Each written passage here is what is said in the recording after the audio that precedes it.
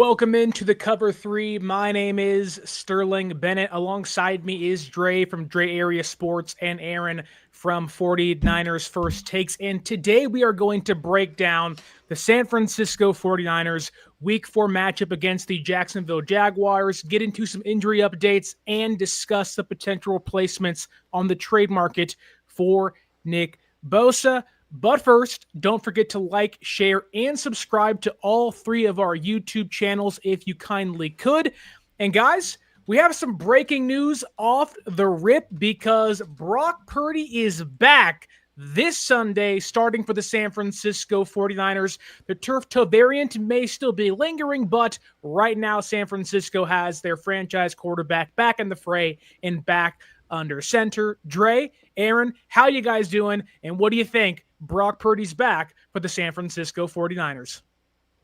I think it's great. I'm doing great, but I think it's great that Brock is back. I mean, when you look at what he can do with the offense, his familiarity with the offense, he's our quarterback number one, and so I'm glad he's going to be back out there.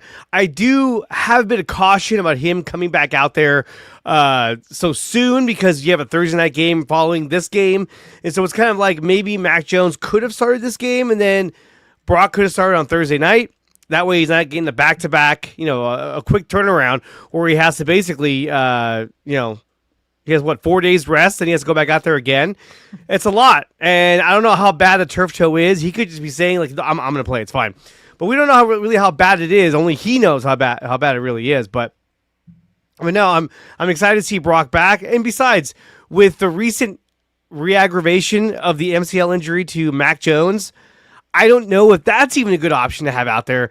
And if he takes the wrong kind of hit, is he going to re-aggravate that injury all over again? So excited to see that Brock's coming back, and I can't wait till Sunday.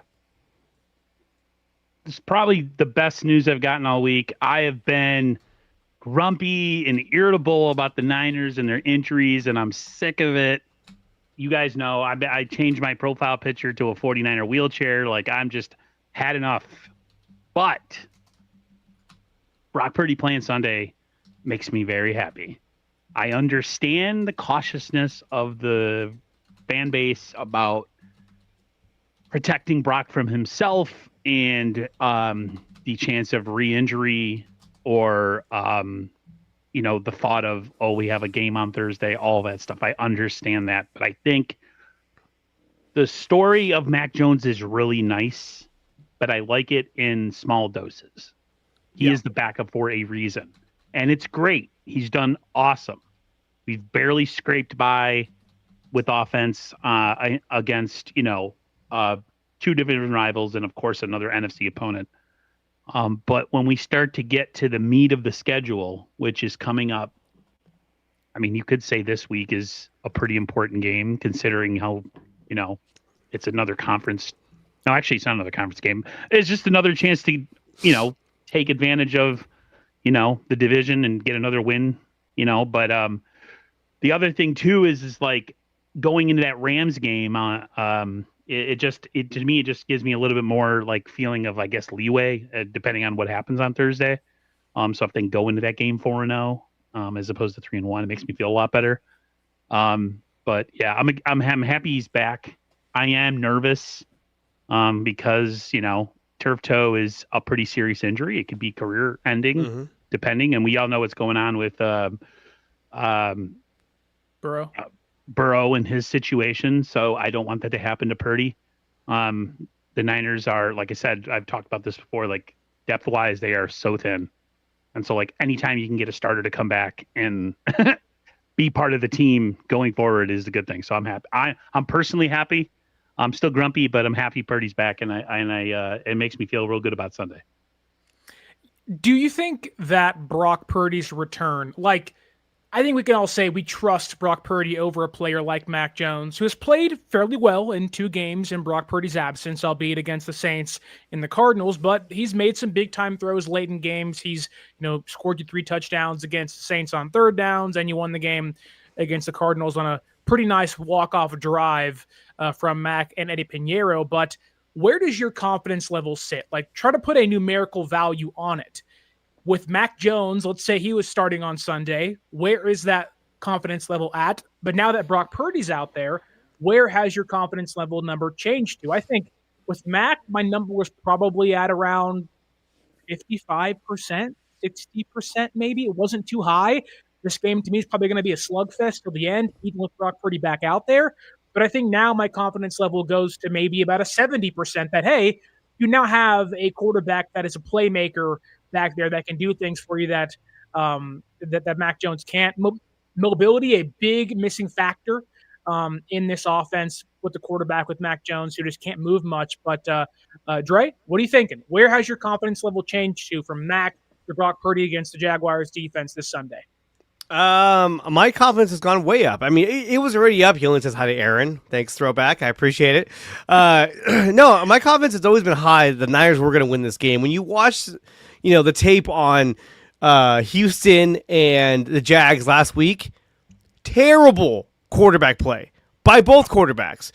Yeah. Yes, there were some passes. I would say there were some passes by Trevor Lawrence that were just darts. I was like, oh, nice. But overall, bad decision making.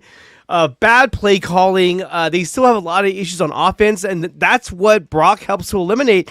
And for the most part, Mac Jones did an excellent job at eliminating those problems as well. He had the one interception against the Cardinals, which he even said, I guess I kind of threw it right at him. He laughed it off. But it was true. He did. He threw it right at him. I was like, oh, my God. But overall, the quarterbacks have done a great job at limiting the damage by not turning the ball over. And granted, I think Mac had the strip sack against the Saints, but my confidence was always high against these Jaguars, and it gets even higher now because our quarterback number one is back. I think he's going to be more decisive. I think he's going to be just as, if not more, accurate than Mac Jones. And look, will the toe affect his mobility? Probably, but still, I think that Brock is such a more mobile quarterback. While a lot of those times where Mac is just sitting back there waiting for stuff to kind of open up, Brock will just take off and create on the fly or create with his feet. And so that's what I'm most looking forward to. So yeah, my confidence level is very high. To me, I don't see them losing this game at all. I see them. This is going to be a win. Niners improved to 4-0. Aaron? I would say it was always at a constant 50% with Mac. Just because, he is what he is, and he's solid, but there's a reason why, he's moved around a little bit. Some of us get caught up in these wins, and we start to, some of us who like to make, content that's based on drastic takes will be like, well, maybe, this is what Kyle always wanted, and who knows, he might become the quarterback of the future, and maybe this is the end for Brock Purdy. There's stupid people that say stuff like that. Never thought that was the case. I think he's more careful than Brock. You could say that. Like, when you watch him play, he's extremely cautious. He doesn't really do a lot that really makes you get nervous. As far as Brock will get a little gunslinger mentality, even though he doesn't really have the physicality to do it. Whereas with Mac, it's more or less he just doesn't have any mobility. So plays have to happen a certain way, and the protection has to be really good. Because when it is, he's pretty solid at finding making his reads and finding the ball, getting the ball to where it needs to be. But I just feel like the offense takes another step when you have Purdy, which to me, with Purdy, depending on the schedule and who you're playing, I'd say I'm about at a 75, close to 77%. The only thing that, keeps that number down, you guys already know what that is. It's just the constant lineup change and all that kind of stuff. But yeah, I'm pretty positive that they'll beat the Jaguars this Sunday. It's weird. I was so negative last week and didn't think they had a chance at beating the Cardinals just based on, being a division opponent and the factor, with it just seemed like we have issues with running quarterbacks, all that kind of stuff, but I was wrong. So hopefully I hope the opposite happens this week where I pick them to win and then they actually win. But yeah, I'm pretty confident they'll win. Okay. And he might have some options to throw the ball to too. So that makes me happy. I was going to say, Aaron, you brought up, Brock's gunslinger mentality, which has won San Francisco a lot of games and been a pretty big difference in the offense from previous quarterbacks that have played in it, whether it be Jimmy Garoppolo, Nick Mullins, Brian Hoyer, other guys that clearly aren't not on Brock Purdy's level. But we've also heard all week, Jacksonville's defense has actually played pretty well. Now they played teams like the Panthers and they played teams like the Texans who have no offensive line and aren't playing good football right now. They're on 3, but they have 9 total turnovers or takeaways this year on defense, including 7 interceptions. Is there any concern that, yes, Brock's mobility is great, but that could get him into trouble? But 2, Brock's gunslinger mentality to make a big play may also find San Francisco in a tight spot against a defense that through only 3 games against bad opponents has had a knack of playing really close games and getting takeaways, over 2 times a game, 3 times a game to begin the year. I think that could be a problem for Brock, who's coming back. He's not playing in rhythm right now. He has new guys out there, and I know he's practiced throughout the week, so we'll see how he looks on Sunday. But I do think there might be a little bit of rust for Brock on the initial first few drives, maybe a quarter or 2, which you're hoping is not damning for the team. But is that a concern for you, Dre? I mean, there's always a concern about some rust coming off, having missed the past 2 games. I still think he's going to come out and play, a high caliber. When you look at, let's say, the Seahawks, right? Right now, that defense is flying on all cylinders. Yeah. And giving teams an extremely hard time week in and week out. The best quarterback, or I should say, the quarterback that put up the best numbers against the Seahawks defense was Brock Purdy. Better than, obviously, Spencer Rattler, better than Kyler Murray, and better than Aaron Rodgers. Brock Purdy, with the limited number of weapons that he had, he was able to put up the best numbers so far. He threw for 277 yards and 2 touchdowns. Granted, he threw 2 picks, but he threw 2 touchdowns, and he helped drive the team down to win the game. Yeah. Or to take the lead, at least. So I think at the end of the game, or at the end of the day, when you look at how complex and how difficult that Seahawks defense has become, Brock was the only quarterback that was able to move the ball on them with much more ease than almost any other quarterback that has faced that defense. And that's the guy you're getting on Sunday. So that's what makes me extremely excited to see him take the field for San Francisco. Yeah, I'm not one of those people who thinks that one game will affect the next as far as like how people look against certain opponents, because every time you do that, it seems like the Niners or a team comes out, they'll be, they played this defense has done this, they've given up this, they've been, taking the ball away, blah, blah, blah, blah, or the opposite. And then the game happens and then they all of a sudden surprise you. So like, I don't really get caught up in essentially what the Jaguars have been doing, because I just think the Niners are a different animal when it comes to how their offense is compared to other teams. And like you said, Brock Purdy being back, he might have a full arsenal, or at least as close to a fuller arsenal of weapons that he had in week 1.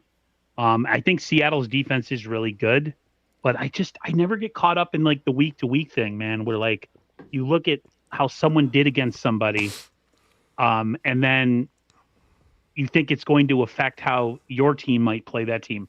I don't look at it like that. I'm more of like I kind of approach the way I watch games.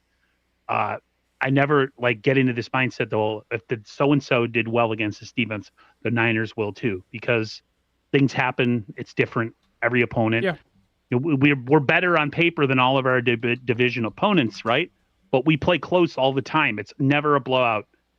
Not like, maybe like in 2023 when we were just, a Super Bowl team and everything. So to me, the Jaguars are their own entity. Like as you mentioned, their defense has done a lot of good things, but they've done it against really bad quarterback play and not so good offenses. So am I concerned with Brock being rusty? Yes. Am I concerned that like he might be on the run a bit in this game just based on the offensive line play? Sure. But I mean, if the people who they say might play actually might play, I'm actually comfortable knowing that he might not have to play hero ball because he has options. So that's my take. We have a question by one of our favorites in the YouTube chat. Joseph Ehrenberg, who's always in here, stirring up some trouble, Joseph. But he does ask a question, I think, well, yes, maybe jaded towards favoring Mac Jones a bit or not loving Brock Purdy and eager to be watching a different quarterback play for the team, which ain't going to happen, at least this year or the next year or the next year. But I do think that a lot of this feels like 2020 again, when Jimmy Garoppolo had the ankle injury. He didn't want to come back. He said, hey, like, this hurts more than you think it does. The doctors were saying, he can play. And Kyle was like, if he can play, you're getting out there. He goes out there. He's terrible against Miami. They're getting the brakes blown off of them at home to the Brian Allen cornerback game where they look terrible. And then Jimmy gets hurt again. He gets benched, and the whole season's over, basically, which how far could San Francisco have gone? Who knows? But Joseph asks here, if Brock struggles hard, let's say he throws 2 picks early, it's really rusty, does he get benched? And I will speak hopefully for all of you when I say no. No, he will not. Like, Brock will have to have multiple weeks of throwing 2 picks, having bad quarterback play to even enter into the conversation of maybe being benched. I get it, though. Mac Jones has played pretty well, and maybe there is part of a person like Joseph or other fans that say, you know what, like, it's working right now. Rest Brock until week 5, week 6. Unfortunately for San Francisco, they're not really in a place to rest starting caliber players this season. They have to take every advantage they can to win, and they believe Brock Purdy gives them the best chance to win this Sunday. And I do want to ask you guys this, though. We don't know exactly how healthy Brock Purdy is. Now, he's going to start on Sunday, so the assumption is he's closer to 100% than not. But do you think Mac Jones's injury with the MCL and him maybe being questionable this Sunday and not being 100% played a part in Brock Purdy's return? Dre, what do you think? Yeah, I think so. I think if Mac was 100%, no one's really 100%, but if Mac didn't have the MCL injury, if he came out of there just on his 2 feet and didn't have a brace on and wins that game, I think that there's more of a sense of, hey, let's let Mac go one more week and then bring you back for Thursday's game against the Rams. And then even after Sunday's game, let's reassess how you feel. If your foot is still bothering you, your big toe, then maybe we let Mac play against the Rams. I don't know. But I think because of the injury to Mac Jones, it opened the door for, hey, well, how do you feel? And he's like, yo, I'm ready to go. Okay, let's do it. He's back. If you watch Harry Potter. I don't think that they really wanted to go with Adrian Martinez, just off the top of my head. Oh, no. Really bad move. You'd lose that game 100% of the time. Hey, okay. Speaking of which, real quick, Aaron, if in the Cardinals game when Mac went down with the MCL injury, I told my brother, I was like, dude, if they bring in Adrian Martinez, we're fucked. We would have lost that game if he came in. We would have. It would have been like Eagles-Niners when what's his face came in. Josh Johnson. And then immediately got hurt afterwards. To me, I think the injury has a good part to do with it. I think he's the healthier of the two, which with this franchise, the cloak and dagger, the misdirection speaking, I meant this, but I really meant to say this. I said he was going to be back here, but really maybe not. Maybe he's going to be back in 2 months. Like, I don't know sometimes what exactly is the truth when it comes to injuries with this team. I don't. People say, oh, it's gamesmanship. No, I just think it's just a lack of, I don't know what it is. It's frustrating. So there's part of me is like, oh, well, Brock's the most healthy. But then I don't know the reason. I just, it stresses me out. I would rather have Brock out there anyways. I think the injury, or at least maybe the thought of the injury, we might see a different Brock, like you said early on. I think maybe he might struggle a little bit. But long run, if you had to put me on a, gun to my head and give me the long run of how I believe they can't win the majority of their games with Mac Jones in there. It's a nice story against so-so teams. But, when the real bullets are flying and you're going against real competition, there's nobody I'd rather have than Brock Purdy, whether he's throwing interceptions or not. So I think it's just a mix of him being the more healthy, but he's also the one that gives you the best chance to win and having a chance to go 4-0 going into Thursday. So I think and Matt gives you depth. He gives you a lot of depth. I mean, if let's say Brock was out and he's going to be out for a few weeks, right? And you got Mac Jones, then other than Mac Jones, then you got Adrian Martinez, and you're like, there's quite a big drop off between Mac Jones and Adrian Martinez. At least now with Brock coming back, you know that you got Mac Jones on the bench who's like, yeah, if he goes down, I can come in and I've proven that I can run this offense with great efficiency. So having that depth piece to me is more valuable than saying, okay, look, Mac, you start. Brock, sit one more week. Because I'm telling you, if we have to go to Adrian Martinez, it's just going to be all kinds of bad. That's not even a falling off a cliff with Martinez. That's like a sinkhole. Like there's no bottom to it. I'd rather have McCaffrey play quarterback. Something. Hey, Kyle Juszczyk. Kyle Juszczyk is the four-string emergency quarterback. But this is some. I wanted to say there's something that needs to be said. I heard this from Colin Cowherd, which I can't stand him. Sometimes he's right, though.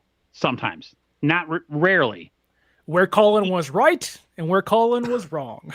The thing with him, he made a point to say that it's really about the system and not about the quarterback. And to a certain degree, I agree with him.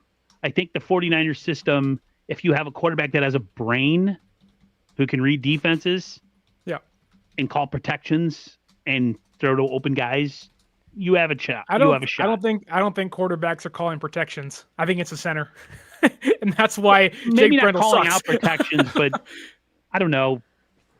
The center, you're right. The center is the one that does it. But point I'm trying to make is like you would audible. Like, no. Kyle says that they don't really. Kyle audible. doesn't want them doing that either. No, they don't do that. You're right. But no, I just think the fact like there's that out there that I think is affecting people's minds. Is that talk of it's really the system and not the quarterback, and you just can put whoever you want out there and they're going to do well. I don't believe that. I think Brock's the best option we've had since Kyle and John have took over. And does he freaking make you scratch your head and want to throw a cup across the living room and smash it on the wall when he's throwing picks that he shouldn't be throwing? Sure. That's part of who he is. And I'd rather have a quarterback who's willing to take risks and not always play it safe. I really hope that toe is good because God, I would hate to lose him on a long-term basis. And then people really get to see what the difference is between him and Mac. Like, I really think people right now are caught up in this thing where it's like, oh, Mac will do fine, and blah, blah, blah. And it's like, yeah, short-term, great. Long-term, not so much. So my worry is, I hope he's really close to being 100%, maybe 89 to 90%, and they don't re-injure him. I mean, we know that's a big thing with the Niners. They tend to get re-injured constantly, stepping out of bed. But that's my thought. I do think it wouldn't matter who plays quarterback for San Francisco on Sunday because Jacksonville is going to blitz the hell out of them no matter what. This season, the Jaguars are blitzing quarterbacks at a 33% clip, and that reached a near 40% clip against Joe Burrow, who got hurt against them, so hopefully that doesn't happen for San Francisco, but they are going to come after the quarterback nonstop.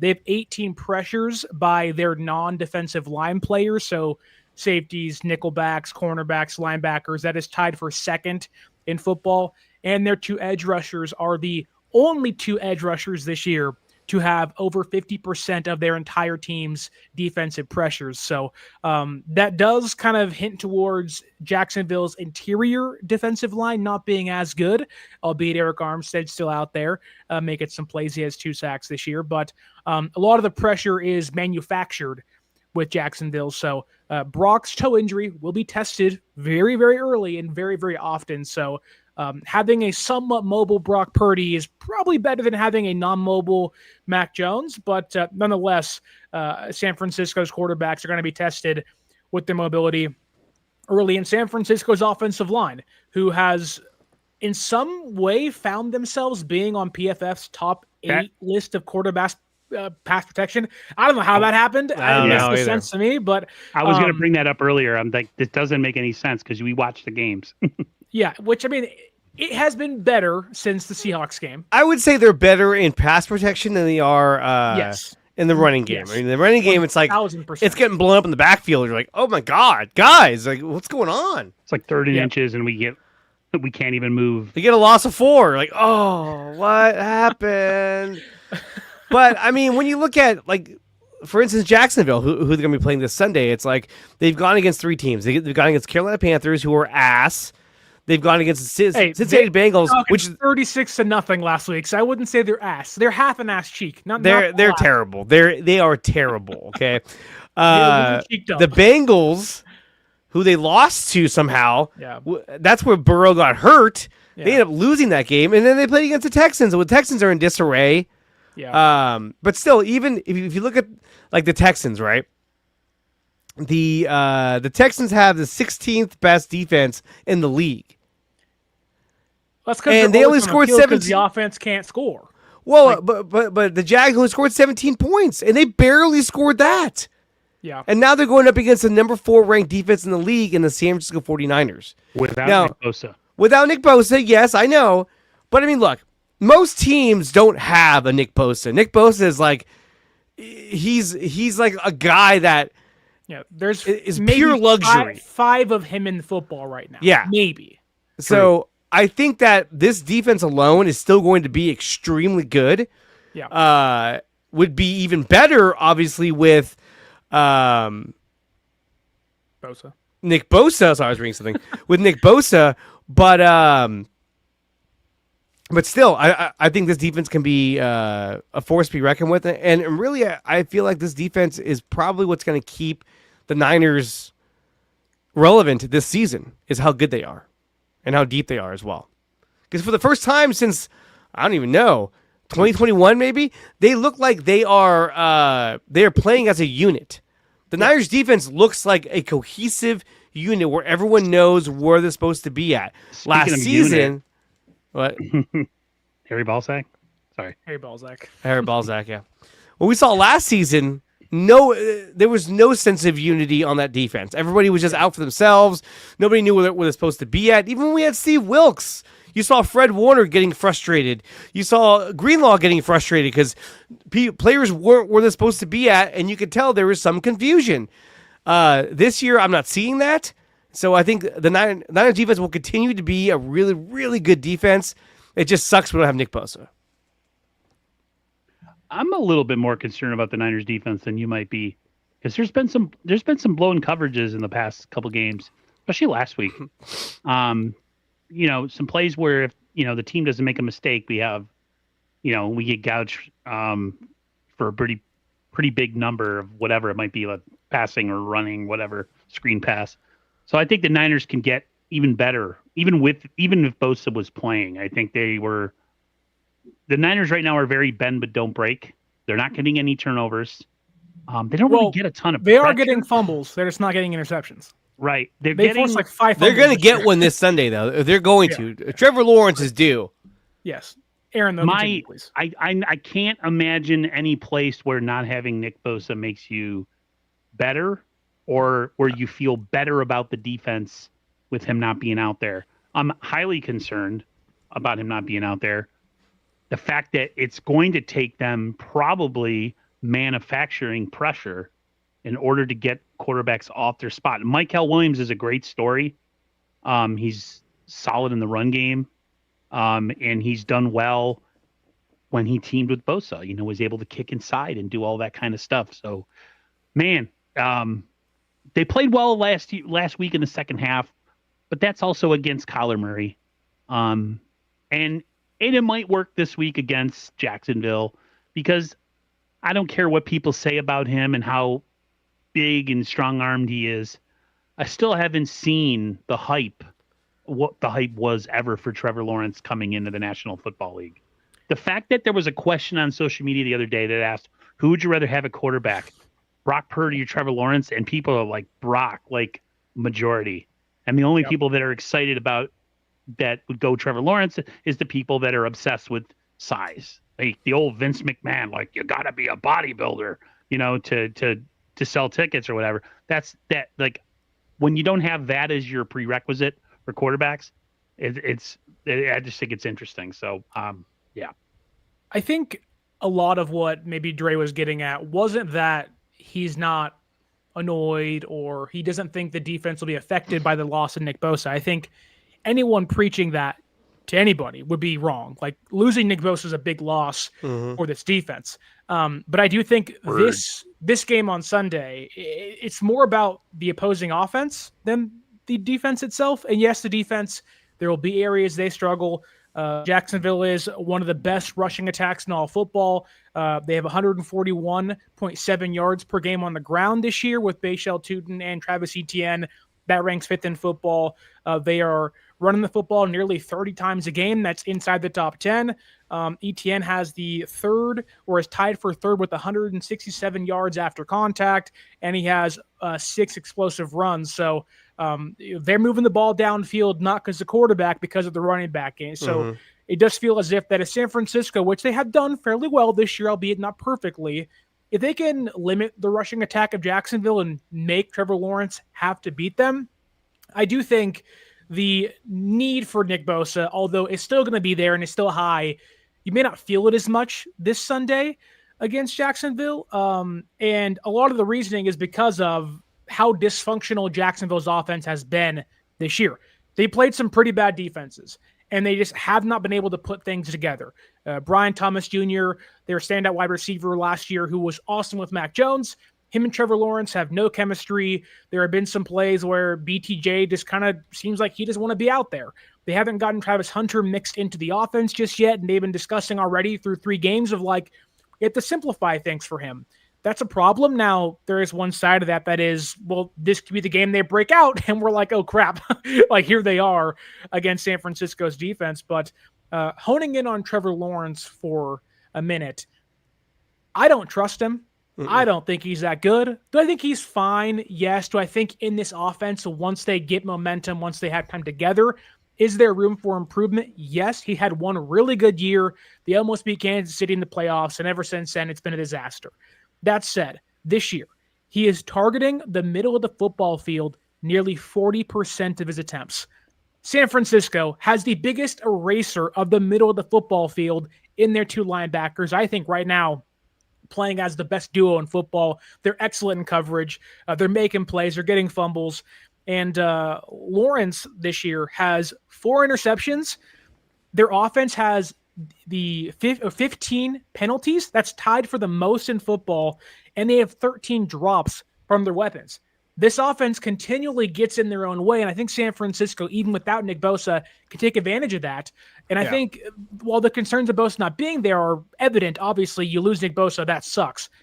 But I do think San Francisco's defense should actually be really successful on Sunday and probably find their first interception of the season against Trevor Lawrence. With the Niners not getting a ton of sacks or, big time, just pressure with Bosa, who do you think it comes from? Is this I like that's a concern, is they weren't blowing anybody's doors off with Nick. Aaron? Yeah. I'm happy you asked because I have a stat just for you. Awesome. Okay. I dove into the PFF, the analytics of Jacksonville. Their left tackle, blocking Trevor Lawrence's blind side through 3 games, has been dog crap. He's been hot dog flavored water. Shout out Limp Bizkit. 14 allowed pressures this year, 3 quarterback hits, and 1 sack. They're 2 guards. They run a Shanahan-like system. They're undersized. If you have guys powerful like Micah Williams, Yetur Gross-Matos, they are going to be able to push guys like Ezra Cleveland and Patrick McCarry around. Those guys have allowed 10 pressures through 3 games, and all 3 of those guys have combined for 6 total penalties. That is 6 of the 15 on Jacksonville's offense, so expect a lot more of that this Sunday. And Trevor Lawrence has the 6th lowest time to throw in football at 2.6. But no, wait, there's more. Right now, Nick Bosa, not on the football field for San Francisco. When he's on the football field, though, in 97 regular season games, San Francisco is blitzed 20% of the time. In the 18 games without Nick Bosa, they blitz nearly 32% of the time. But we also have more stats on this because Robert Saleh was here in 2020 when Bosa tore his ACL in New York. Without Bosa that year, they blitzed nearly 35% of the time. So yes, manufactured pressure. Yes, those guards in Jacksonville, they cannot guard players like Micah Williams and Yetur Gross-Matos on the interior, and their left tackle has been once again hot dog flavored water. So this is a game San Francisco can control the offensive line of Jacksonville, push them around, and hopefully get some pressure on Trevor Lawrence to lead to some takeaways on Sunday. Okay. Are you sold now, Aaron? Enough said. Enough said. I'm you're winning me over. We do this every week, man. Look. I think at the end of the day, it's this. Losing Nick Bosa sucks. It's horrible. It's the last thing you wanted to see. Twice in 5 years. I hate seeing anyone go out, but I would have rather have lost Micah Williams than Nick Bosa. And I don't wish injury upon anybody, but I'm just saying. This was probably squad guy, dude. Not the well. I'm just saying, like if it was anyone of any impact, the only way it would have been worse if it was Brock Purdy or Fred Warner. You know, what I mean, those are the Purdy, Warner, Bosa is like the triangle of life for the Niners, and we just lost one of the corners. So that really hurts. Time. Season's young. Season's young, but now Hey, knock on wood, Aaron. Don't jinx us like that. Don't I know. put that evil Don't do on me, that. Ricky Bobby. Come on, man. God. But the way this defense has been playing, I think they're going to come out with a strong sense of urgency to get things done on Sunday. They're not intimidated by Trevor Lawrence. They know all the numbers against Trevor Lawrence. They know that he has the least amount of time to throw the football. What are they going to do? They're going to try to run the ball. And more than likely, they're going to try to run the ball to the edges, especially where Nick Bosa used to be at, because now they're going to be running at Samo. They're going to be running at Micah Williams. Well, probably away from Micah Williams. They'd probably be more likely to run towards Bryce Huff. Yeah. Bryce Huff, exactly. So Okay, that's kind of a where they're going to 120 go, number. is wherever Nick Bosa was supposed to be at. It's not there anymore. That's where they're going to run this ball at. So really, my thing. Oh, sorry. But really, it comes down to the linebacker play. If Fred Warner and True. D. Winters can play the way they have been playing all year, they'll be able to stuff those run gaps and limit what ETN can do on the ground. But go ahead. No, I think one thing that I have to remember that I forget is that Saleh's back. So player-wise, or what is the word? Personnel-wise, yes, we are lesser. We are way lesser without Nick. But I forget, and this is something I have to keep reminding myself, is we do have Bob Saleh in the building, and he is one of the best defensive minds in football. So there's a part of me that oh, that's right. He'll figure out a way, and who knows? Maybe they keep winning, they get some help down the road, and maybe this Bosa injury isn't as big of a deal down the stretch. So it's hard for me because it's last year was so bad defensively, and it seemed like there was no adjustments. Like you'd watch a game and things would be happening. Plays and he was terrible, and nothing would change. He was awful. Yeah, I think he'll put a little deodorant on that stink that is there. It won't completely cover the stench, but it'll definitely I have more confidence. I have to remind myself. You guys don't understand. I forget that Robert Saleh is the D coordinator. Bob Saleh. I call Bobby him Bob. Trees. To give you guys maybe some, or probably for Aaron more than Dre, but to give you some more positive outlook for this Sunday, the Jaguars offense ranks 24th in third down conversion rate this Sunday, or this year. So they don't score a lot of points. They don't get on the football field or continue their drives very often. But kind of to Dre's point, thanks, Larry. Larry. the Jaguars, their entire game plan is to run the football and establish play action.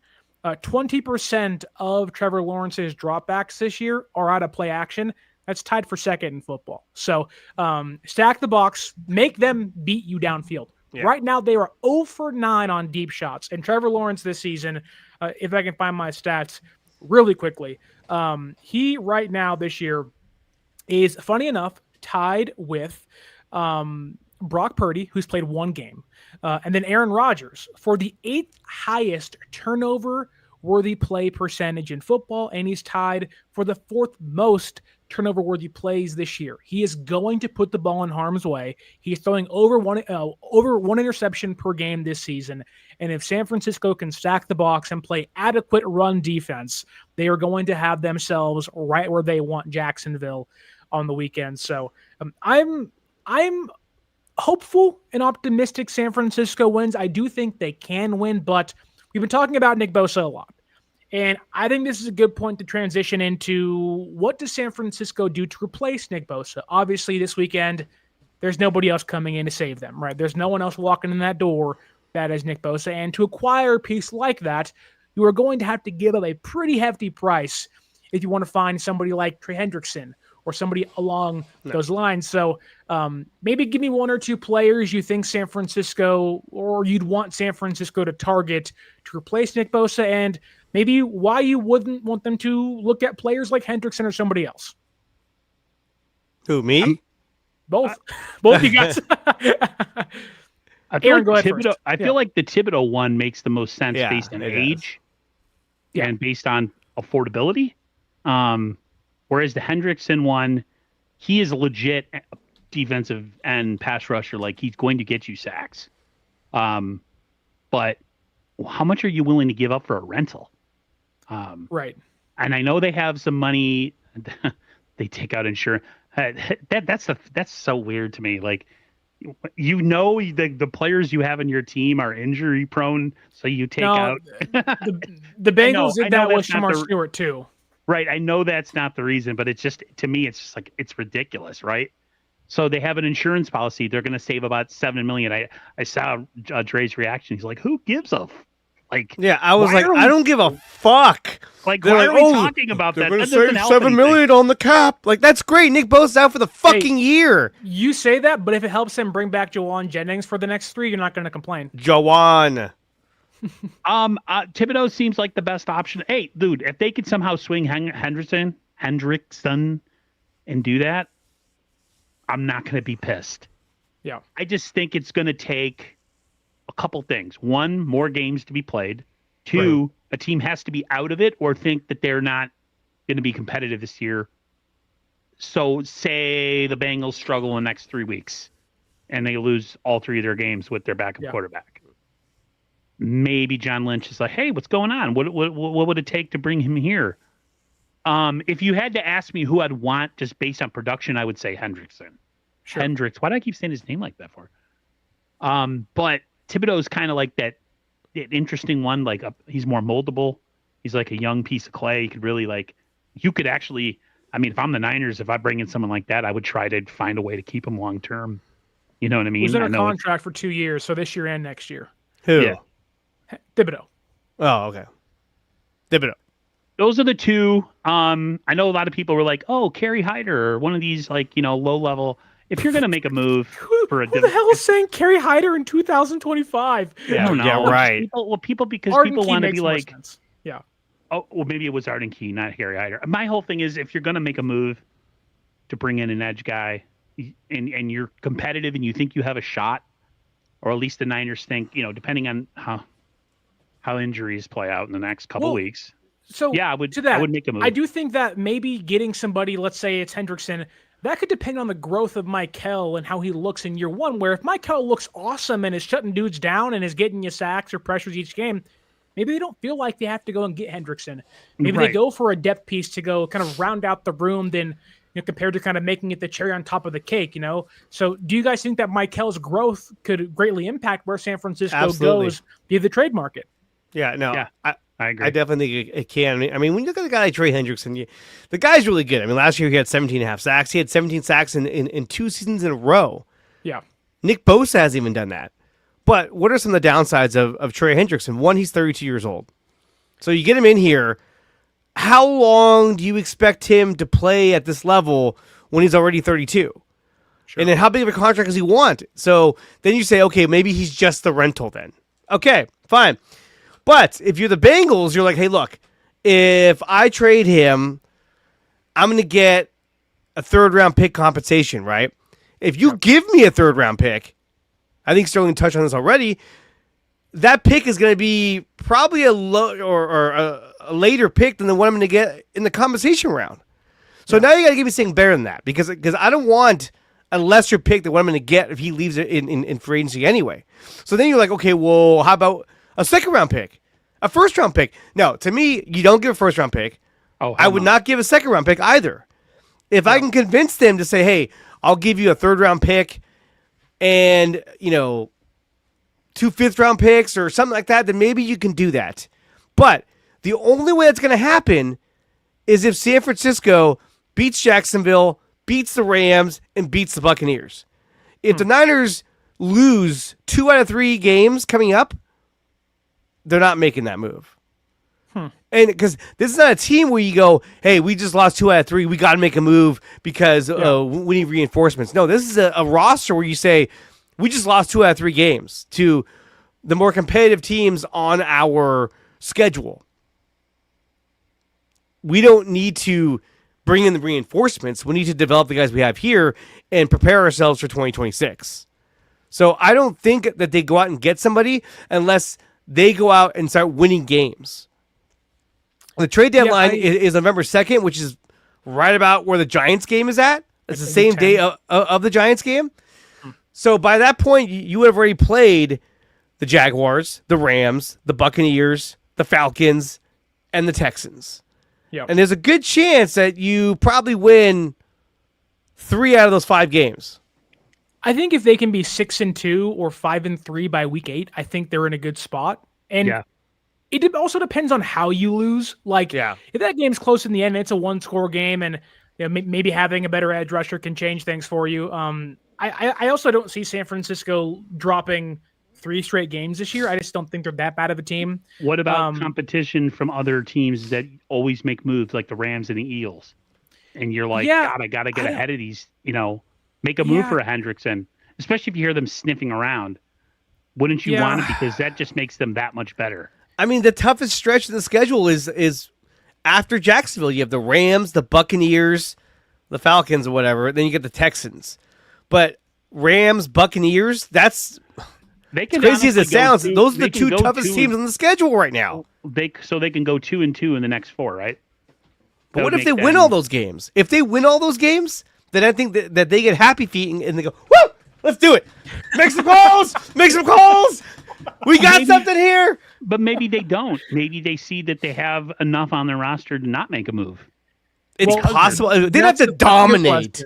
They'd have to dominate for them to say, okay, we don't need any more help. If they're squeaking by and they're not having issues with pass rush and they really need some quarterback pressure, it's weird. You almost want them to kind of not suck, because you almost kind of want them to struggle a little bit so they have that incentive. Because if they're doing it with smoke and mirrors and they're finding out ways to do stuff with what we have on the roster, why would you trade away anything for anybody? So it's, I don't know. But I think if they come out and let's say, however they win, and they beat Jacksonville on Sunday, and maybe they lose against the Rams short week, but they play them tough till the end. It's 24-20, 21, and like, we had a shot, but we just couldn't get a stop at the end.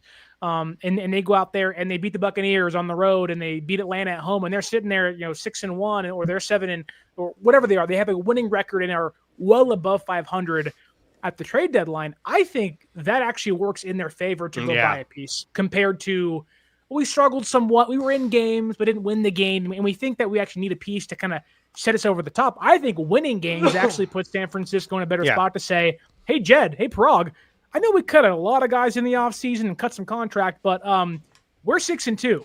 We're 7-1. Maybe we're a tough fought 5-3. If we buy, we have a really good chance, because Kittle will hopefully, if everyone stays healthy, this is all kind of relative to that. But if Purdy's healthy and Kittle's back healthy and Ayuk comes back and looks like himself again, and Pearsall's healthy and Jawan Jennings can stay healthy and Demarcus Robinson's back, and the offensive line can maybe get some space for the running backs to move around. And I get it's a lot of what ifs because the history of the organization and the regime, but that's winning football games would, I think, clearly push Jed and Parag to say, I know what we did, but we have to capitalize on this. what's happening now. But that was the one thing I was thinking the whole time you were talking earlier. It was like they just cut so much payroll off this team. Yeah. Well, Jed just said, it's been said that Jed is like, oh, we need to cut our spending. We're spending too much cash. We need to hone it back in. But if this team is competitive you don't and waste goes chances like that. 7-1 with the Super Bowl being here in Santa Clara, you can't tell me they're going to be like, oh, maybe we should make a move. Because imagine this, right? They're 7-1, and we're like, dude, this is great, right? And then they go out and acquire. I'm just spitballing. They go out and acquire Trey Hendrickson. You know what I mean? Then everybody's like, whoa, this is it. Like, now we have our Nick Bosa guy back. Yeah. To me, Hendrickson kind of reminds me of like a Justin Smith, just like a big bruising dude. And I'm like, dude, if we get a guy like that, because he's white and plays in Cincinnati, whatever. But what I'm saying is he reminds me of Aaron. No, but if we're competitive and we go out and get a guy, even if it's Thibodeau, even if it's Michael Clemens out of the Jets, Jermaine Johnson from the Jets too. It gives you more incentive to play even harder because you're like, yeah, now we're going for it. Yeah. But if we go out there and we struggle, we lose some games, bad games, or bad plays. You're like the kicker from the fucking Cardinals who doesn't even hit the landing zone. Like, what are you doing? Things like that. Then I think the organization says, you know what? We're gonna stick with the guys we got. We're gonna go out and get ourselves a Khalil Davis, one of those kind of guys, and then we're just gonna retired. He retired. He did. But what I'm saying is that they're gonna get a guy like that who's just kind of like, oh, he's just a reinforcement, as opposed to we're gonna go out and get a difference maker to help put this team over the edge because now we have confidence that this team can compete for a Lombardi Trophy, and with us getting George Kittle back, now with DeMarcus Robinson back, in time Brandon Ayuk, but I think just getting DeMarcus Robinson back, having Robinson, Juwan Jennings, and Pearsall, that's a huge difference right there. Huge difference. Let me ask you this, and I know we're on Nick Bosa, and I kind of want to shift a little bit to Juwan Jennings because he practiced today for the first time. Yes. But first, Nick Bosa underwent successful surgery to repair his ACL, according to head coach Kyle Shanahan, and according to the head coach, which nobody says surgery ever went bad. He said it went great. So there is some positive news out there. Everything was successful for Nick Bosa. But what do you guys think about Juwan Jennings? Because he returned to practice for the first time all week. He didn't play against the Cardinals last Sunday. San Francisco won that game, but it kind of felt like he wasn't going to play. And that you're not going to have Juwan for back-to-back weeks, but he returns in practice today. Matt Barrows reported that there was some limitations with his ankle in his routes, so maybe that is concerning for you guys. I personally don't think Juwan's going to play on Sunday. What do you guys think? Aaron, you can go first. Just based on Barrows, that sentence right there was like, there's no way. There's no way. Well, because then you re-injure yourself. Now you're out longer. That's like the crux, the bugaboo with this team is like, we get all excited. We bring somebody back who maybe they shouldn't have come back, and then they're out longer or permanently. So, how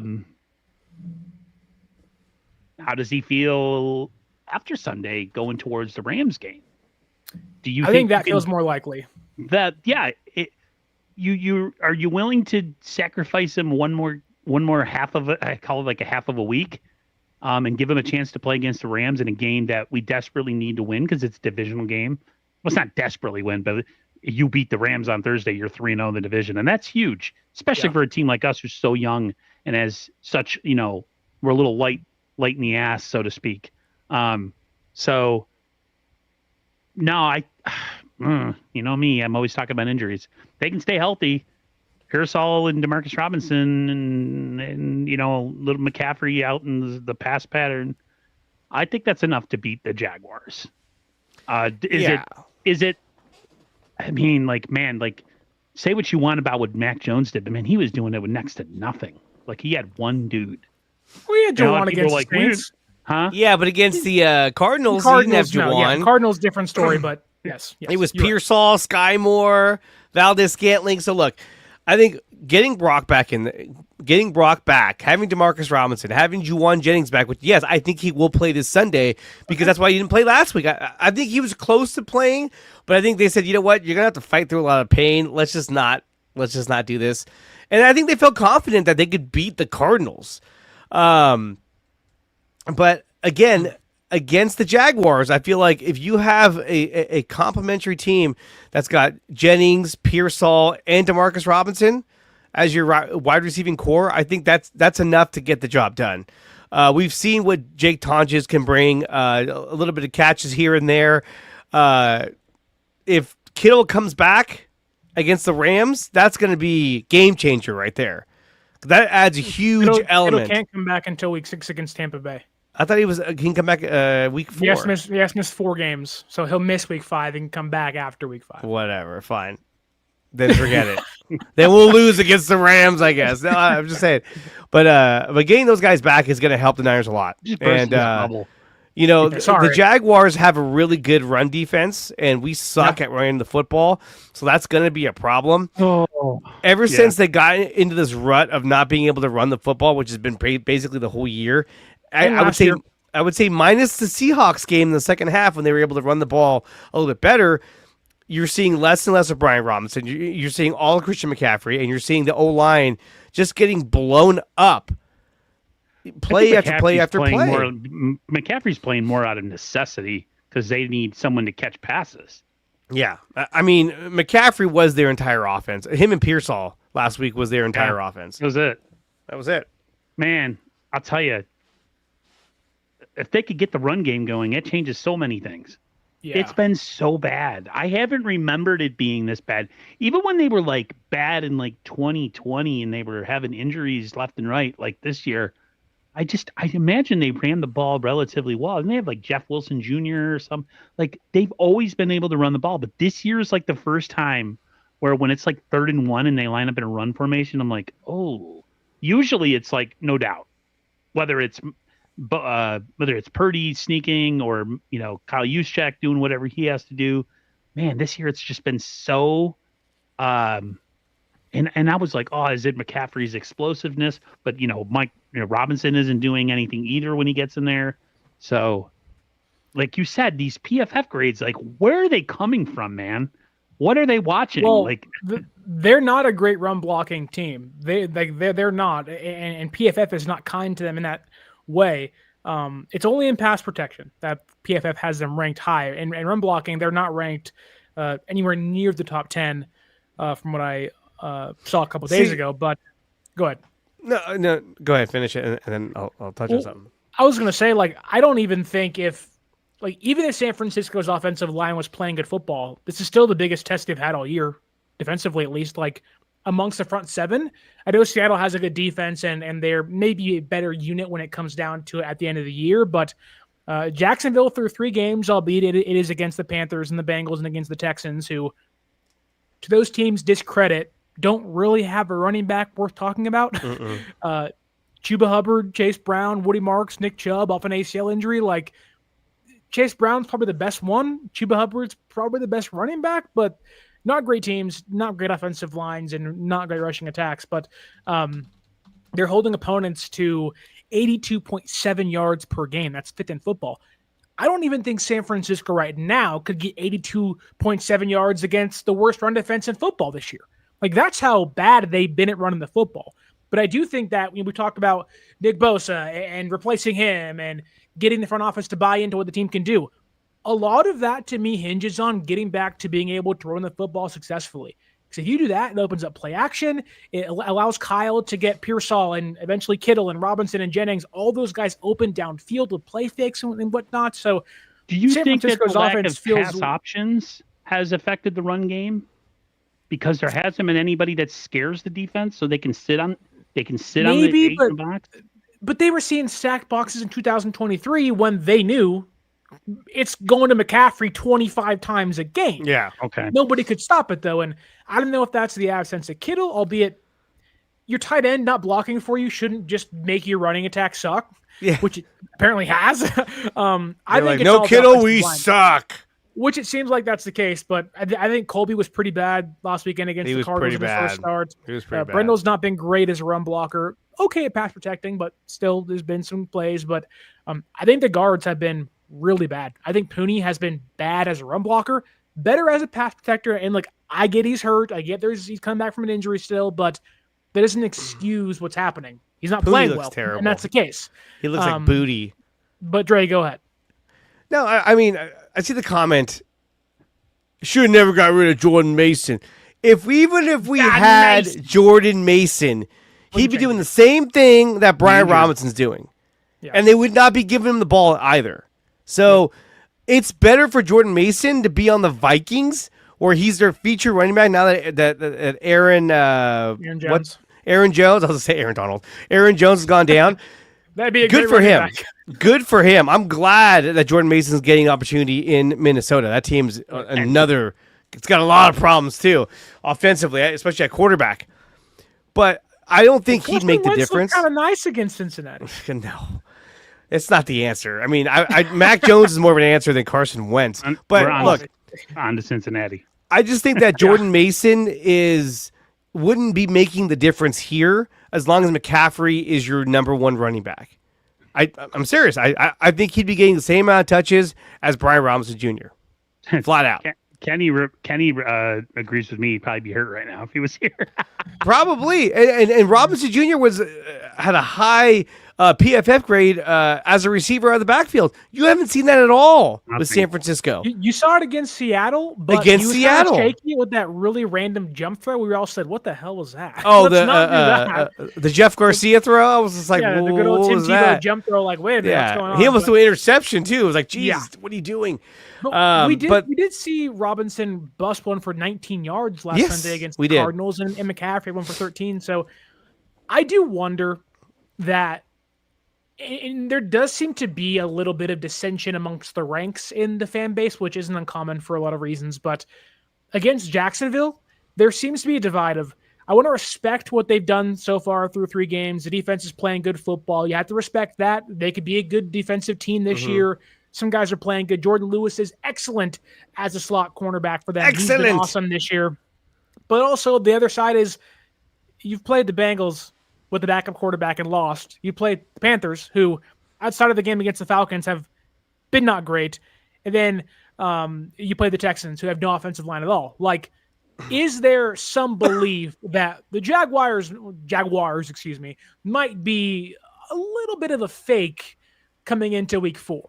Yeah, but you can say it for San Francisco. Okay. They'll be like, well, they played against the Saints. The Saints suck. Cardinals are, overrated. But I do agree. I think the numbers are a bit skewed for the Jaguars. I mean, they have the number 5 scoring defense in the league, which means that they've only allowed an average of 17 points a game. Niners have number 2 at 16.3. So how big of a difference are we going to see in these two defenses? I mean, there's other categories in which the Niners are better at. And when it comes to rushing defense, the Jaguars are the 4th best rushing defense in the league, only allowing about an average of 82.7 yards a game, while San Francisco is 15th, allowing 103.7. Yeah. So that, to me, is a real red flag, because if Trevor, or is it Travis Etienne? Travis Etienne, yeah. Trevor's the brother. He plays in Carolina. Yeah. If Etienne is able to have a big game and continue to do what he's doing on the ground, it's going to make things really difficult for San Francisco. Now, the Niners have been really good against the run. I was surprised to see that they were ranked 15th, giving up 103 yards. But I feel like they've been really good against the run, especially up the middle, where we saw that was a huge issue for San Francisco last season, is they could not stop the run directly up the middle. Even with Jordan Elliott there, they were just blowing right by everybody. But this year has been very, very different. So I still think that they're going to do a good job at containing Etienne for the most part. Not to jump in on you, Aaron, but I think we can't forget Bayshal Tootin back there. He's been awesome. What did you call for Jacksonville? He's their kind of power back, and no CJ West on Sunday, which I don't know again how much that affects San Francisco with the broken thumb, but he said he was going to play. Well, it was. They said he was going to try to play. He can't tough it up with a club. He'll probably play Thursday against the Rams. Yeah, that's what I think they're going to do. Come on, dude, wrap it up and play. What is that all His about? thumb is broken. That's what she said. So what? What do you mean, So so what? what? That would hurt, man. I don't You know how want many to get Brock players Purdy. in the NFL Ah! play with a club on their hand? These guys are freaking soft. got We no also grip. don't- He's we like- also don't know how serious the thumb injury was. It needed surgery to repair. Okay. It wasn't whatever. like just bandage it up and go on. Like Get ready to see a heavy dose of Robert Beal, Samo. Wow. I was surprised Everybody crawl over again. Travis Gibson didn't get called up and said they went with Robert Beal, the Well, physical it's because- specimen. it's because Beal Jr. can play special teams and take Samuel Kwanu snaps, so they can give Samuel a breather on special teams. Yeah. In the absence of Bosa, but I don't want to just and Aaron jumping at me, please say what you need to say, but I don't want to kind of just erase Bashal Tutin's impact on this game. Jesus. Running in between the tackles, he's a big guy, he's a bigger body guy, and Jacksonville wants to wait, kind of run that clock down, play, keep away, and let their defense win games for them. But Aaron, go ahead. I was just going to reply to Kenny, who was reading my mind in the comments. He said Ronnie Lott cut his finger off. These guys can't wear a cast. Yeah, I don't get it. It's been so. He's not I don't playing expect every defensive player tackle, to cut man. his finger off. He's playing safety. You don't need your hands to play safety, basically. the Yeah. ball. Ronnie Lott, you're just laying dudes out, man. You have Yeah, to have back your hands then- to play defensive tackle. Some Funny, of those the- hits it's back fun- then were brutal. What's funny is the game was more physical back in the day, right? Oh, Sure. We didn't have half the technology or the medical advancements, and yet guys play. These guys now, they look amazing. They all have really low body fat, but these guys are softer than cottonelle tissue with the amount of injuries that these people have all well, the time. it's a different kind of game too. Now they're smaller, they're faster because they can't hit the way they used to. That's why you don't see a lot of the bigger safeties out there anymore. In the Super Bowl, the Seahawks, they threw that pass to, I forgot the damn guy's name, but like they dove for it and he was on the ground. It was like bobbling around and he caught it. What was it? I hated that guy too. Was it Jermaine Kerr? Yes, Jermaine Kearse. And like if you had gone back just a few more years, the safety would have just annihilated him on the ground. Yeah. Bah! And that is like no catch. But then if he did that, they had thrown a penalty, like defenseless receiver. Oh. Yeah. So it's a different game altogether. Which I like what they're doing with guys like Jair Brown, how they're using him more like a linebacker almost. I think that's really cool. And I'm sure the other linebackers are like, "Fuck, why can't I get in the game?" It was like, damn it. I know. I beat out Nick Morton, and I got to sit behind Jair Brown. But it gives Jair Brown a role, especially when Mustafa comes back, which I think he's due to come back week 6. Do you think that's Jair Brown's spot, though? I think that's Jason Pinnock's spot when it's all said Well, and done. I'm just saying, I don't think it's Jair Brown's if spot. Mustafa comes back and Jair Brown wasn't playing this new hybrid role, Yeah. like where would he go? And then the other question is, do they put Mustafa in that role? Like, hey, Pinnock's playing pretty good. Let's put you in this spot and see how you do. Then Jair I Brown's have like, a feeling. oh, great. I don't know if it's an actual concrete thing that Mustafa gets his job back if the safeties keep playing well. Mustafa's really good. I don't I think think Pinnock's he's- playing great football. I think he's playing fine. I don't He's think he's playing playing. I don't think he's playing good enough football to not play Mustafa when he comes back. Okay, that's But, just but a also, thought. I don't I even had. think Siegel's playing that great football. I think Siegel's been fine. I don't hate it. I Like- think Siegel's done a good job though. For being a rookie and the way he plays against the run, he's been really good out of the Against getting the run, into the you're right. backfield. It's coverage. Coverage is the problem. Coverage. And it has been. And look, that's probably a great transition because Aaron brought it up earlier. There has been a couple drives per game against the Saints and against the Cardinals and against the Seahawks where Bernardo Green has had a really bad time. Whether it's penalties against the Cardinals in the end zone of DPI, whether it's getting burnt against Chris Olave in the first drive against the Saints and getting lucky, not giving up a touchdown, he may not play this Sunday with a neck injury. If Green doesn't play, my assumption is we see Darrell Luter Jr. or Darrell Luter Jr. outside, which inherently I'm like, oh crap. Like for as bad as Jacksonville's been throwing the ball downfield, they're 0 for 9 this year. If there was an opportunity for Brian Thomas Jr. to get started, that would be the opportunity for him.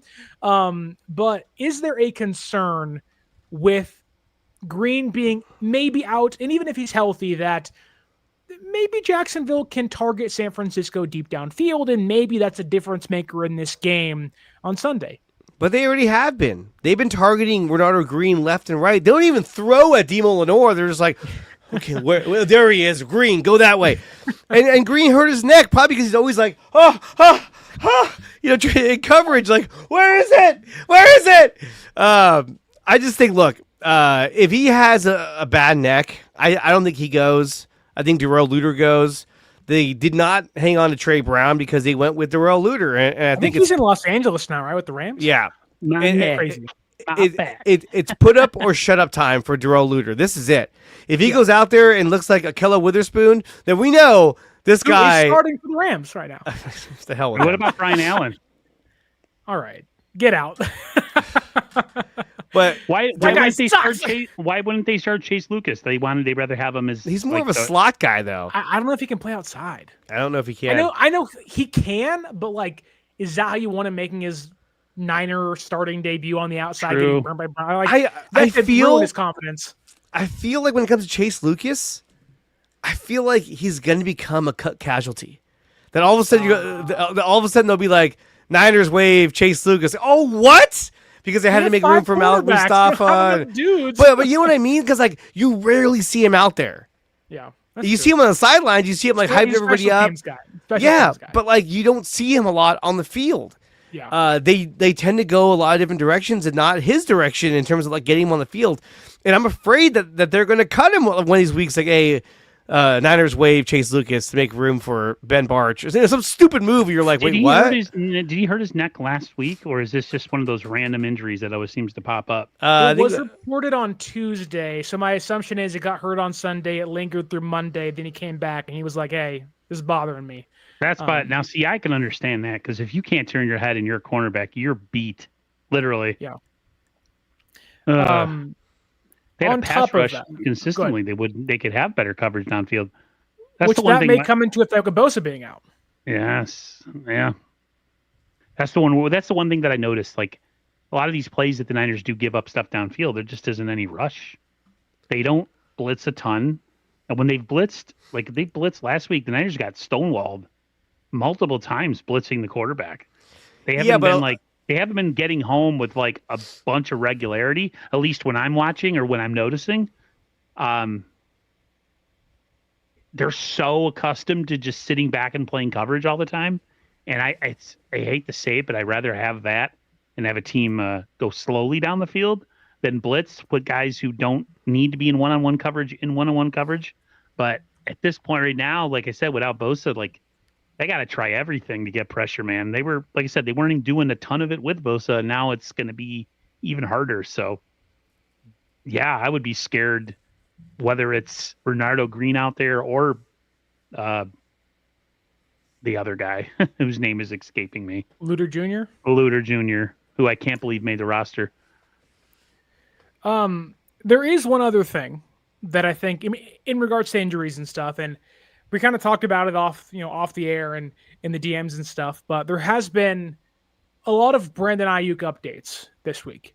And a lot of it has been, John Lynch saying, oh, he's not close to coming back. And Shanahan, I think early in the season, kind of saying, it'll be about, 6+ weeks in and we'll kind of see. But we have a report coming out of Shanahan's mouth today that says the Niners, and I quote here, are getting close to, end quote, of having an exact target date for Brandon Ayuk's return.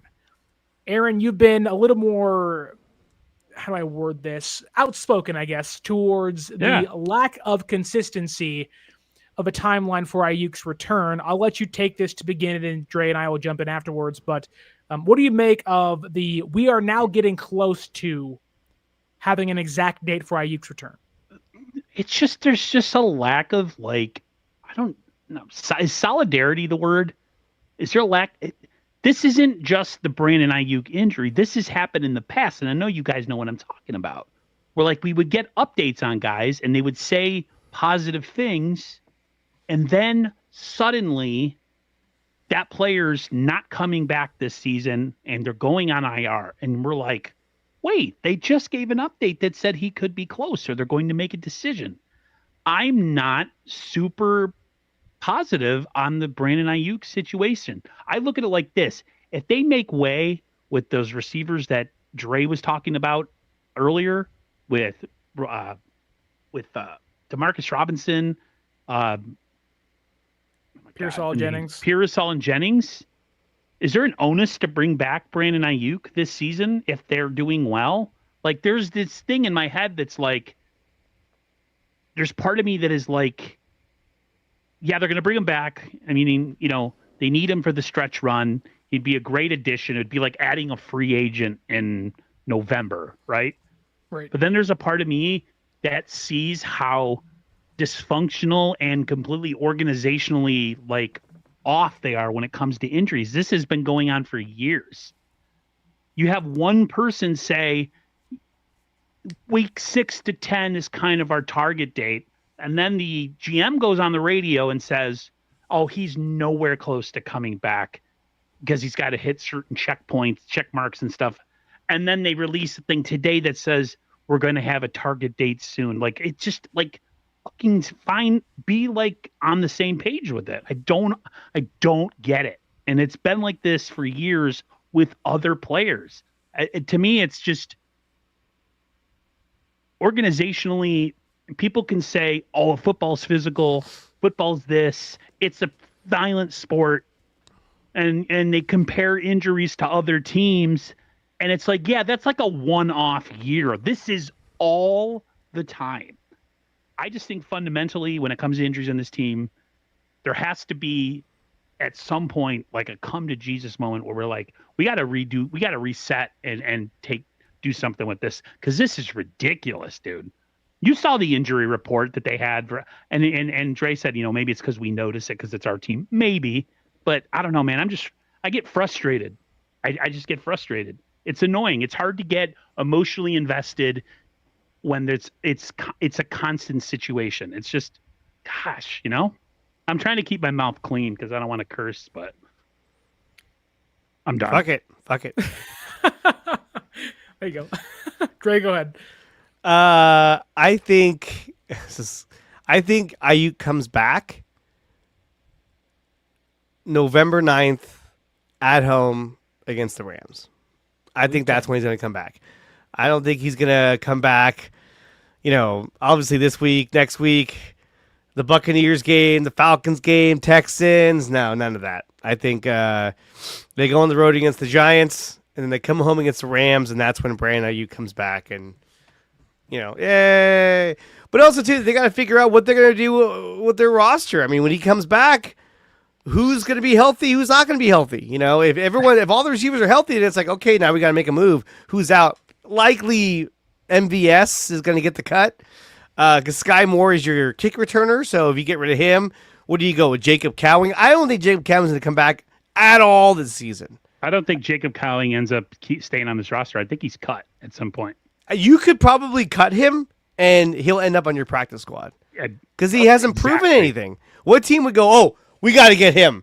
Miami. What did he do? I don't know. Yeah, Miami. There you go. Another go ahead. A well-functioning organization. And look, by that point, Mike McDaniel will be back on the Niners coaching staff, and it'll be totally different. He's gonna get fired.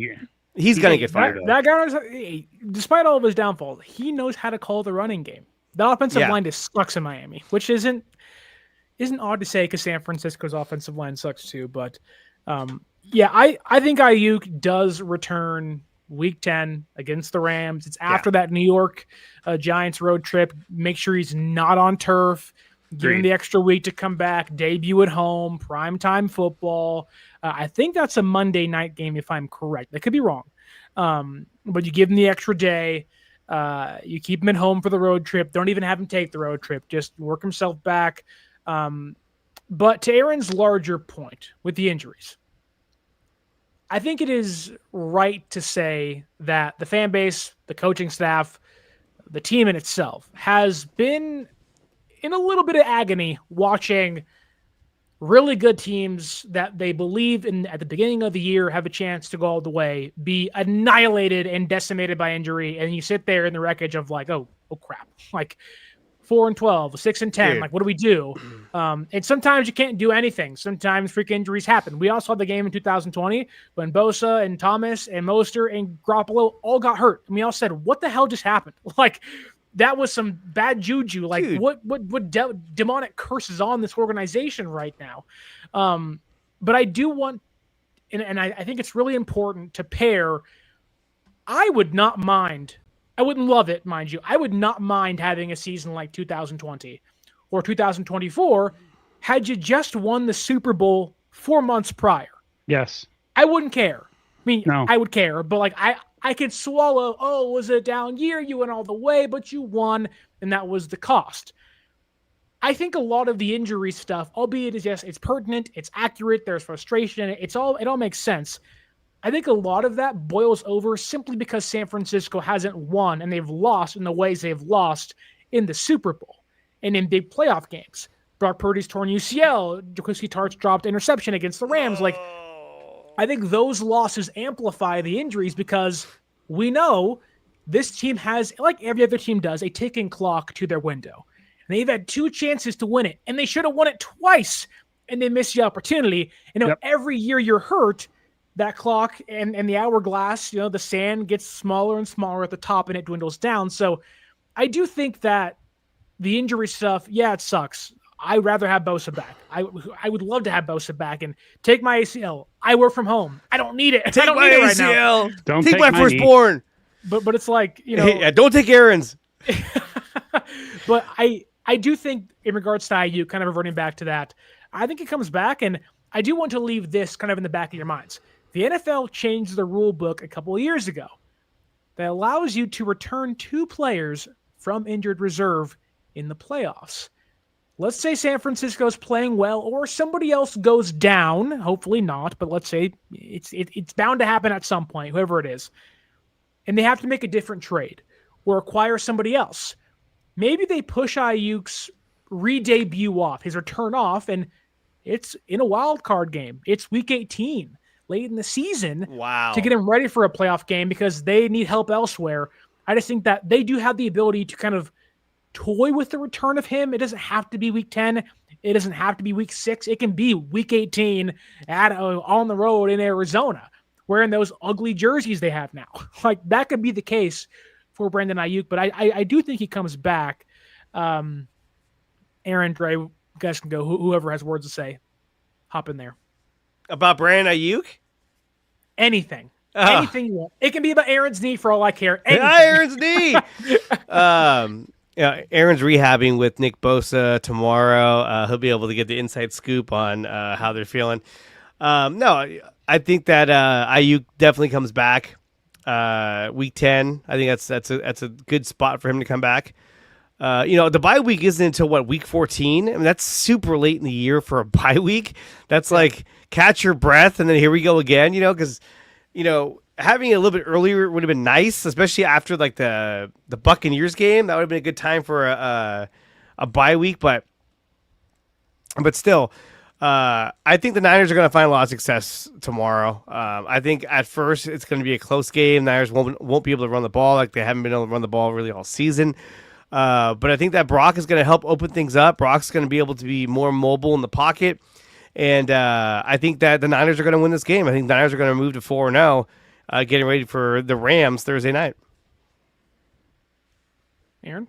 Yeah, I believe they'll win on Sunday too. I have a ton of concerns in different places, just like you guys, running game, coverage, how they're going to make up for the lack of Bosa, all those things. But you only play who's on your schedule, and you got to beat the bad teams or the so-so teams, and then you got to split against the good teams. That's usually how it works, right? And man, I hate Thursday night games. Like, I personally disdain them because the Niners, if there's one team that could use a break and have them not playing and getting some rest, it would be the Niners. My whole thing with Ayuk, this is something that I've been thinking. What if the Niners have a bad second stretch, or they have a stretch where they lose games and they end up falling out of playoff contention? Do you bring him back? That's the other thing. Does he still come back? Would you waste it on a season if all of a sudden they go on like a 6-game? I'm not trying to say, I know people are going to be like, I hate your guts, but I'm just saying I'm negative. So let me be negative. Like, say they go on a It losing. would amplify it.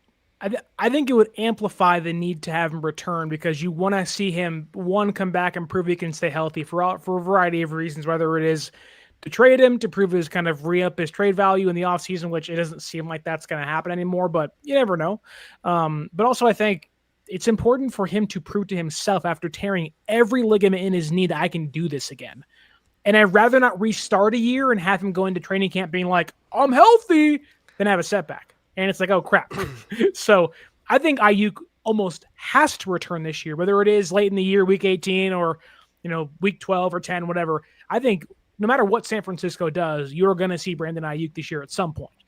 I think a late bye week, by the way, is actually a good thing. I would agree. Because if they think they're on their way to the playoffs, so they might have a chance to be a wild card this year, and they get some late season rest while everybody else is beat up. Yeah. And all of a sudden they're like energized and they get like a little bit of like a push where all of a sudden like other teams are like really beat up and the Niners are feeling a little fresher. Again, it's all dictated by if we could. I tweeted this, if they can stabilize, like no more serious injuries to big names, like stabilize. Like if a depth guy goes out, that's one thing, but like if they could stabilize, my hope in what they can accomplish this year goes way up.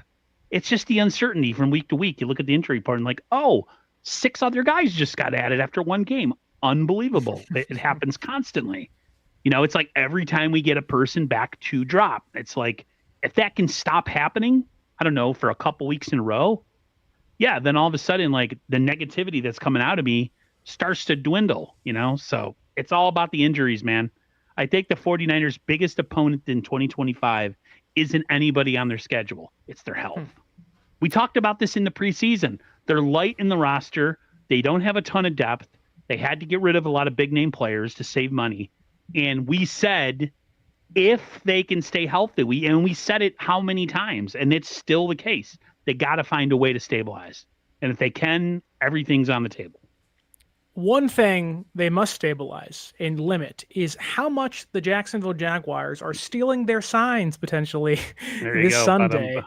What did you guys make of this from Robert Saleh? And we'll play it quickly here. We don't have to play the entire thing, but what did you make of this from Robert Saleh yesterday in his press conference? It's kind of got the NFL media kind of up in arms, and it's got the Jaguars offensive coordinator and their head coach, Liam Cohen, responding, kind of being like, I don't know what he's talking about. I'm not going to get into it, but what does Robert Saleh say here that in your minds may fire some things off and say maybe some illegal or some wrongdoings happening? I don't think anything wrong is happening, but let's hear what Saleh says and we can go on from there. Jacksonville, this is a very young, but it's a very talented group, Liam and his staff, coming from a couple of guys coming from Minnesota, they've got legally a really advanced signal stealing type system where they always find a way to put themselves in an advantageous situation. They do a great job with it. They formation you to try to find any nugget they can. So we've got to be great with our signals, and we got to be great with our communication, and to combat some of the tells that we might give on the field. So they're almost elite in that regard. That whole entire tree, from Sean to Kevin O'Connell to all those guys, they all do it. So so there's challenges. They're going to catch us in some situations where they have the advantage, and we just got to play good, sound, fundamental football and do our best to execute them. Robert, when it comes to the communication, is there any? All right, that is basically it. The whole point of it, the big, I guess you could say, sticking point was, they're stealing signs. Stealing! And I like how Saleh was like, they're doing this legally. He was like, legally doing this. I don't think this is that big of a deal. I don't think that he meant anything by this. This is something more like they're a prepared team that comes out. They're not great personnel-wise, but they're a good coach team. They have their heads on right, and they find every way to take an advantage over the opponent. And CBS Sports, their guys are kind of talking about this. NFL media is like, Saleh's accusing Jacksonville. No. This, to me, reads as Robert Saleh saying that new regime over there in Jacksonville knows what they're doing. They're going to have us in spots that maybe we don't want to be in, and they'll take advantage of us, and it's up to us to fight back and push back. But nothing he said screamed like alarms thinking, Jacksonville's doing something wrong. Aaron, what do you think? Yeah, I don't think it's anything he literally said legally when he said it. It could be a bit of gamesmanship too. There's always gamesmanship. They do it with injury reports, not giving truthful injury reports, and I'm sure it's something he made his guys aware of. That be careful. Saying it wasn't the smartest thing because I think it causes a lot of unnecessarily distraction, especially with the media and down in Jacksonville. And I don't know, maybe does Jacksonville take it as a slight? Like, oh, they're. Do you think that was on purpose though, to like, oh, they're stealing signs illegally, like make them have to address it? Of like, what's Robert doing here? Maybe Like, wait a minute. I kind of feel like he just kind of said it, and then afterwards was like, "Oh, that sounded kind of weird." Oh shit! Actually, You know what else sounds weird, Dre? What? This. Duval. That is one creepy cat. That was his response to Robert Saleh. He was like, Duval. Oh my god! But even Shanahan, there's a clip of Shanahan even saying that. Like, I don't think he was. I think that was more of a compliment than anything else. I don't think that was supposed to be a slight. Like. Yeah. Yeah, but everyone heard the word stealing. They're like, "Oh, stealing! Illegal." He said illegal. No, he said legal. Fuck it. I don't care. It sounds like illegal to me. So look, I don't know. I don't think it makes a difference on Sunday. I think that the Jaguars defense is going to play pretty well. However, yes, they've looked good, but they've gone against the 24th, the 29th, and the 32nd ranked offenses in the league. So look, they're not going against world beaters. They're going against the opposite of that. And I think the Niners have a better offense than those other teams. So I think they'll give them a much tougher fight, and I think they're going to win. Do you think there is some sort of bitterness towards Robert Saleh, knowing that he was basically the Jaguars head coach, and then Liam Cohen was like, "I'm leaving Tampa Bay, never mind," and then it's like kind of ghosting Tampa Bay? I have to feel like there is part of this where it's like, I do want to slight them somewhat because Kyle has always had some ill will against the Commanders. Yeah, he's made it known that there's some bitterness in him and his dad. So to say that there's a shot was being thrown, like an underhanded shot towards a team that almost hired you as a coach. Yeah, dude, it's sports. I guess, but I mean, for me, I'm glad he didn't go there. Is so cringe. Oh my god. What? Duval. Dude, I'm glad that Robert Saleh did not go there. If he went there, that would have sucked because then we would have ended up with God knows who as our defensive coordinator. Nick Sorensen. No. We would have brought back Steve Wilkes. Hey, don't forget, there were reports that they were going to keep Nick Sorensen on the staff as remember that? special teams coordinator, and then they were like, never mind, fired. That was weird. What was he going to do? Like, hey, Rob. Hey. Why is he still here? Hey. Your people were like, he might be.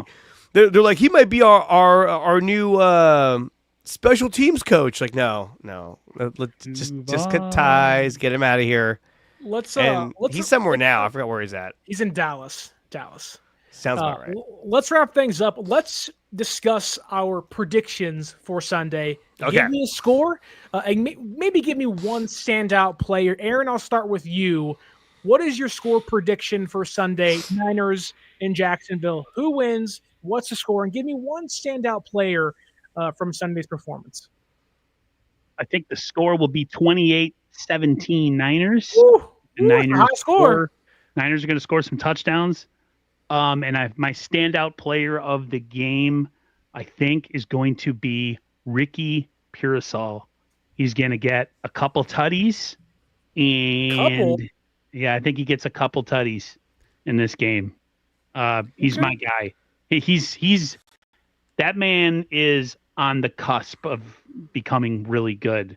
I don't know who radio guy from, it might have been 95.7 The Game.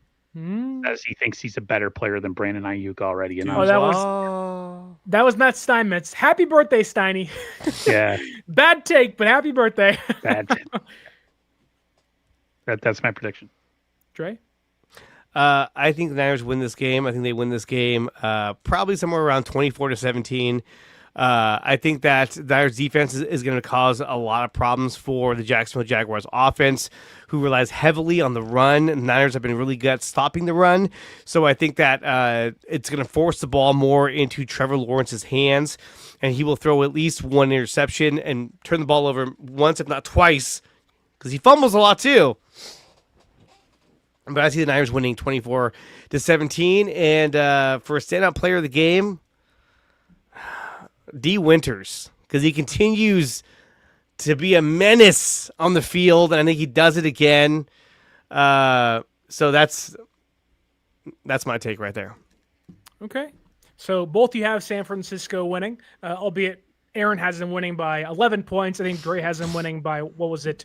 A touchdown. 7 points. So a large margin, albeit a one-score game for Dre. I have this game being much closer.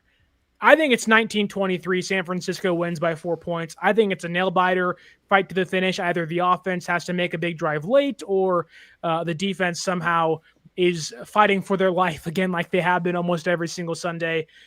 Maybe I'm foolish into buying into what Jacksonville's doing this year, but I believe in their defense. The offense has some questions, but San Francisco's defense does have some holes, mainly if Bernardo Green can't play.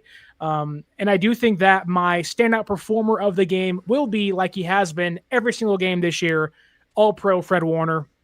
Whenever you need a big play, whether it's a big third down PBU against the Cardinals last Sunday, or it's a big forced fumble against the Saints in week number 2, Fred is always around the football at the right time. And so I think Fred Warner gets San Francisco not only an interception, I think he gets them a pick 6 this Sunday. Helps the offense. They get a defensive score and do what Jacksonville's been doing against their first 3 opponents. So Aaron has San Francisco winning, Dre has San Francisco winning, and I have San Francisco winning. Ironically enough, this is a Niner podcast, so that kind of makes some sense. So being a little bit homerish here, but San Francisco is the better team, and hopefully they can pull things out on Sunday. Dre, Aaron, we'll start with Dre, though. Tell everybody where they can find your stuff, your podcast, and your social media. Let everyone know where they can follow you as well. You can find me on YouTube at Dre Area Sports. You can also find me on Instagram, Facebook, and X, all at Dre Area Sports. Aaron? Same 49ers First Takes on YouTube, Instagram, TikTok, and X. And I stream 2 days a week. I stream on Fridays with the guys here, and then hopefully on Monday with the Empire State of Mind podcast, we do kind of a follow-up review. It's more of just a discussion. There's no real breaking down of any real reaction. Yeah, a lot of fists flying. Yeah, mostly a lot of begrudging steel chairs. Yeah, steel chair right across the bow. My God, he killed him. Like JR. Damn it! Damn it! Y'all, you son of a bitch. You can find me at 49ers_access. That is my X and my Twitter. 49ers.access is the Instagram. And you can find me on YouTube and wherever you get your podcasts at 49ers Access. Below is Aaron from 49ers First Takes. To my side here, left or right, I don't know what area that is. That is Dre Area Sports and myself. Yes. My name is Sterling Bennett. This has been the Cover 3. Thank you, everybody, into the YouTube chat. You guys have been great. We enjoy the interaction, whether you're watching on Facebook, YouTube, or X. You guys are great as well. Thank you so much. Hopefully, you guys can like, share, and subscribe to all 3 of our channels and all of our platforms and follow us on social media. But until next time, this has been the Cover 3. And as always, stay faithful.